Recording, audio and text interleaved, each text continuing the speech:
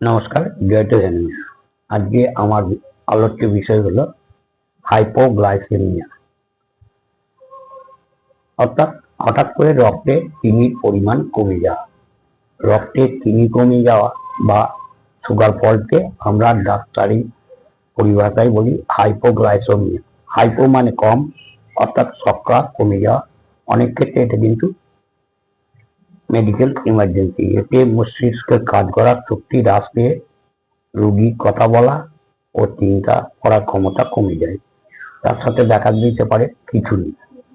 মৃত্যু হওয়াও কিন্তু অসম্ভব নয়। ডায়াবেটিস মানে রক্তের চিনির মাত্রা বেশি থাকা।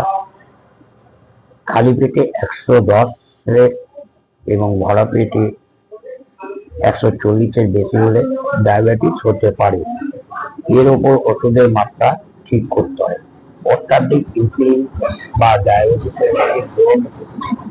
পরিহার করতে হবে। এর জন্য ডায়াবেটিস রোগীদের নিয়মিত সুগার পরীক্ষা করা উচিত। বাড়িতে গ্লুকোমিটার রাখতে পারলে ভালো। সবচেয়ে ভালো হয় মাঝে মাঝে HbA1c নামের পরীক্ষা করা, যাতে আগের 3 মাসের গড় শর্করার অবস্থা বোঝা যায়। মাত্রা যেন 5.7 থেকে 6.4 ml ও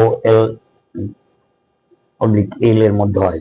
সুগারের মাত্রা স্বাভাবিক না হলে যেমন জটিলতা হয়, তেমনি হঠাৎ করে চিনির মাত্রা কমলেও সেই ধরনের জটিলতা বা মারাত্মক মেডিকেল ইমার্জেন্সি দেখা দিতে পারে। চিনি বা শর্করা মাত্রা ঠিক রাখা হলো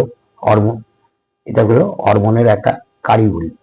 সুগার স্বাভাবিক রাখতে কাজ করে 4 রকম হরমোন, আর সুগার কমানোর জন্য একটি হরমোনের কাজ।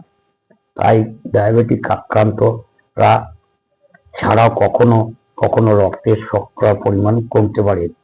নিজে থেকে সুগার কমে গেলে এর নাম স্পন্টেনিয়াস হাইপোগ্লাইসেমিয়া বলা হয়। ডায়াবেটিস নেই অথচ সুগার ফল করলে আমরা অন্য কিছু পরীক্ষা করাই। প্যানক্রিয়াসের বিটা কোষ থেকে ইনসুলিন তৈরি হয়, কিন্তু ডায়াবেটিস না থাকা হাইপোগ্লাইসেমিয়া রোগীদের ক্ষেত্রে প্যানক্রিয়াসে টিউমার, ইনসুলিনোমা, কিডনি, লিভার ও হরমোনজনিত অসুবিধা কিছু কিছু ক্ষেত্রে দেখা দেয়। তবে হাইপোগ্লাইসেমিয়া যেমন হোক, সিমটম এক হয়।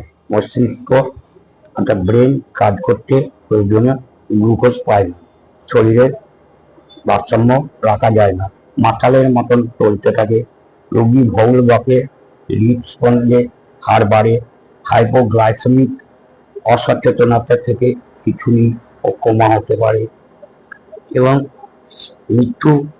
অবশেষে মৃত্যু দেখা দিতে পারে। সাধারণত এরকম লক্ষণগুলো দেখা যায়: অস্থিরতা, একটা রেস্টলেস ভাব, স্নায়বিক দুর্বল লাগা, বিভ্রান্তি হয় ও খিদে বৃদ্ধি হয়। মস্তিষ্কে হাঙ্গার সেন্টার বলে বেশি খাও, সুতরাং খিদে বাড়ে। তাই সুগারের রোগীদের দীর্ঘক্ষণ না খেয়ে থাকতে হয়। থাকাটা একদম উচিত নয়। ঘুমের সময় সুগার কমে গেলেও মারাত্মক হতে পারে। যদি সময় রোগী না জেগে যায়, তাহলে গ্লাইসেমিয়া বিজয় চলে সেন্ট্রাল নার্ভাস সিস্টেম বা কেন্দ্রীয় স্নায়ুতন্ত্রের ব্যাপক ক্ষতি হতে পারে। ইনসুলিন নেওয়ার পর নির্দিষ্ট সময়ে অতি অবশ্যই সময় মতন খেতে হবে। মাঝে মাঝে রোগের উপযোগী খাবার খেতে হবে। নচেত অগ্নাশয় থেকে উৎপাদিত আরেকটি হরমোন গ্লুকাগন ইনসুলিনের বিপরীত নিশ্চিত হয়ে লিভারে সংকেত দেয়। ইনসুলিন ও গ্লুকাগন একযোগে রক্তের শর্করার ভারসাম্য বজায় রাখে। আমরা জানি ডায়াবেটিস 2 রকম, যদিও এই ডায়াবেটিস 2 রকম নিয়ে আমার এর আগে আলোচনা করা হয়েছে। তবুও বলে রাখি, টাইপ 1 যাদের ইনসুলিন তৈরি হয় না, এদের ইনসুলিন ইনজেকশন ও মুখে খাওয়ার ওষুধ দিয়ে সুগার ঠিক রাখতে হয়। এটা অটো ইমিউন রোগ। ইমিউন সিস্টেম ভুলভাবে অগ্নাশয়ের কোষগুলোকে আক্রমণ করে বা ধ্বংস করে, যাকে বিটা কোষ বলে। ফলে শরীরে ইনসুলিন তৈরি হয় না। আর টাইপ 2 T2D অধিকাংশ হলেও এদের দেহে কোষগুলো সেই ইনসুলিনের প্রতি সংবেদনশীলতা থাকে না, তাই দেহে সুগার ভেঙে শক্তি উৎপাদন করতে পারে না। জিনগত বা পরিবারে থাকলে শারীরিক পরিশ্রমের অভাব, ওবেসিটি বা স্থূলতা অর্থাৎ ওজন বৃদ্ধির কারণে বয়সকালে অনেকেরই এরকম ডায়াবেটিসে আক্রান্ত হতে পারেন। স্বাস্থ্যকর খাওয়া, ব্যায়াম, ওজন হ্রাস করা এবং ওষুধ বা ইনসুলিন নিয়ে ঠিক রাখতে হয়, যাকে জানিয়ে আমরা বয়স পড়েছি। ইনসুলিন তৈরি হলেও থাকে না। হাইপোগ্লাইসেমিয়া হওয়ার আশঙ্কা টাইপ 1 ডায়াবেটিস রোগীদের ক্ষেত্রেই বেশি দেখা যায়। হাইপোগ্লাইসেমিয়া বুঝলে সঙ্গে সঙ্গে যে কোনো রকম চিনি বা মিষ্টি খাওয়াতে হবে। এতে 5 থেকে 15 মিনিটের মধ্যে সমস্ত উপসর্গ চলে যাবে।